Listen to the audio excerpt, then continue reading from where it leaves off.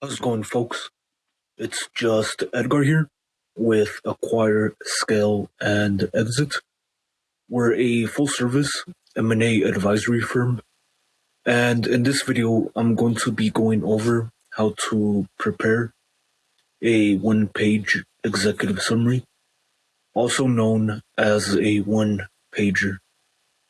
Now, this document has two use cases. The first one being if you're looking to sell your business or if you're advising a client on how to sell their business, then you would basically get together a one pager. You would get a full data room built, but this would be the first thing that you get done. And the whole point of a one pager is that you're able to court potential buyers without fully disclosing the name of the company or the name of the owner, right? They also call this a sanitized or blind document. Now, the second use case for this document is if you're seeking to raise capital, whether it be debt, equity, or mezzanine financing.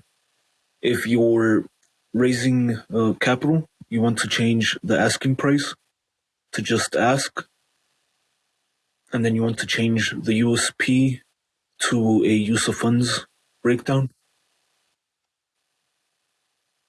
What people mess up a lot on is the ask, right? So they'll either not say an ask, which makes you look bad, or they'll say an ask that is not clear, which also makes you look bad, right?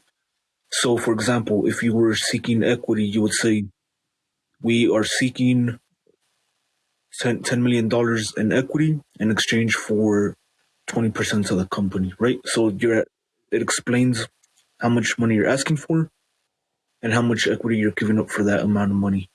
If you're seeking debt, then you would say, hey, we're seeking a $5 million loan over 5 years with a 10% interest rate. And that breaks down the amount of the loan, the term, and the interest rate very clearly. If you're asking for mezzanine, then at that point, mezzanine is just a hybrid of debt and equity, right? So then at that point, you would just say, break down the equity portion and the debt portion, right? But just make sure that it's very clear what you're asking for. This is like the easiest thing to do, and people mess it up all the time. Next, at the very top of the document, you'll see that it's titled One Page Executive Summary Template. When it was a live document, I had it named as Marketing Agency Executive Summary. After that, you'll have the summary section.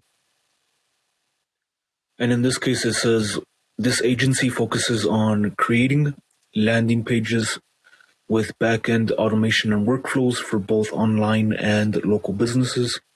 Email follow-up and online retargeting are part of these automations. The company has a proven track record of e-commerce, lead gen, and local businesses. The agency is basically a one-stop shop marketing solution for business owners.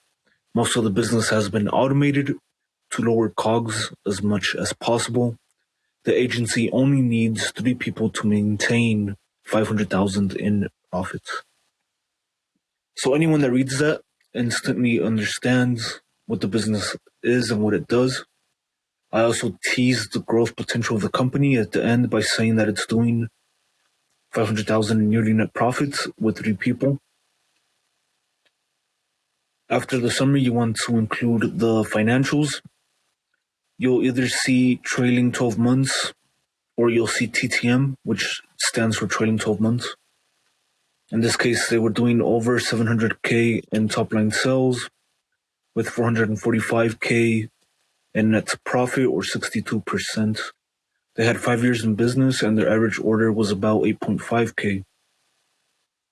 Next, I explained that the company is a lifestyle business that could be used as a platform for further acquisitions or just scaled traditionally and internally.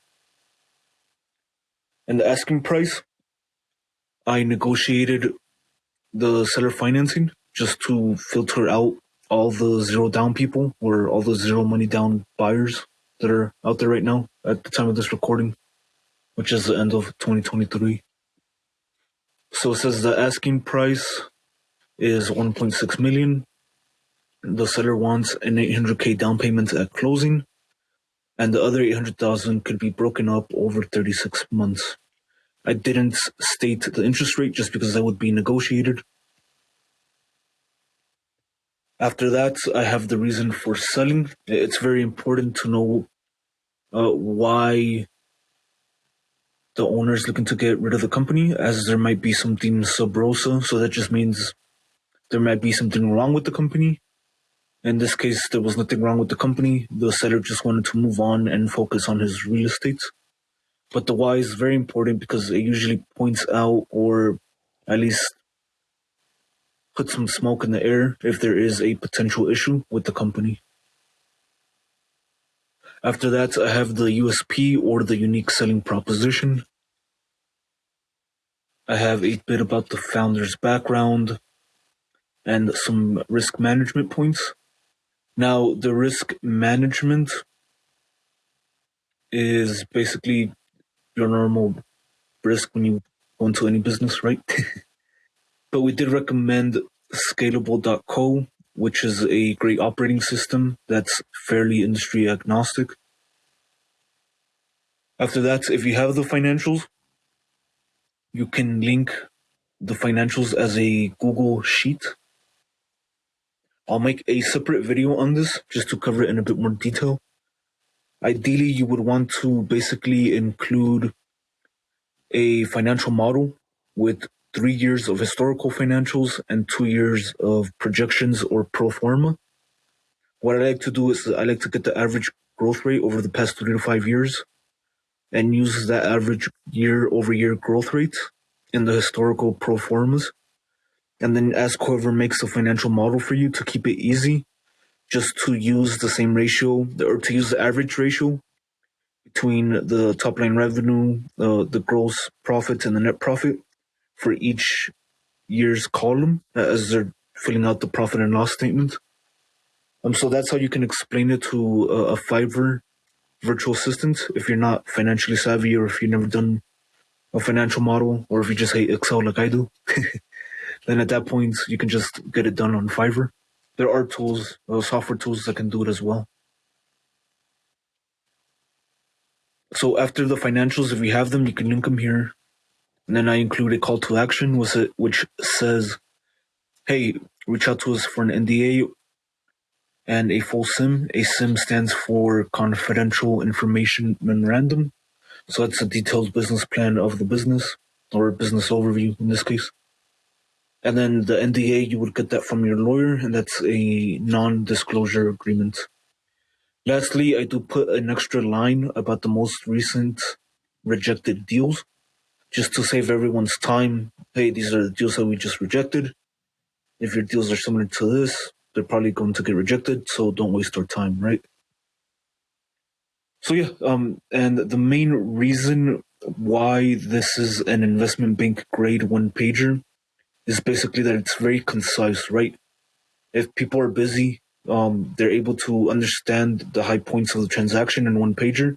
So it makes you look like you understand the business. It makes it look like you know what you're doing, and it makes you look competent because you're able to explain the high level overview of the business very clearly and concisely, right?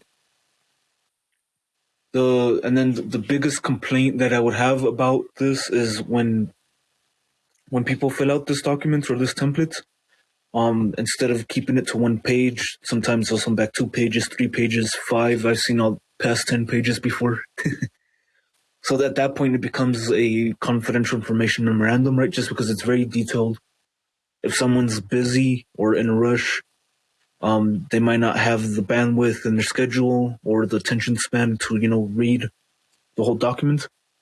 So ideally, if you keep it to one page, busy people can process it and then decide if they want to continue, and then look at your deck and the rest of the data room that I'll be showing you how to build in the following videos. So yeah, hopefully you get value from this video, and hopefully it helps you close more deals. Make sure to like the video, and subscribe to the channel, as we will be making weekly videos for the foreseeable future.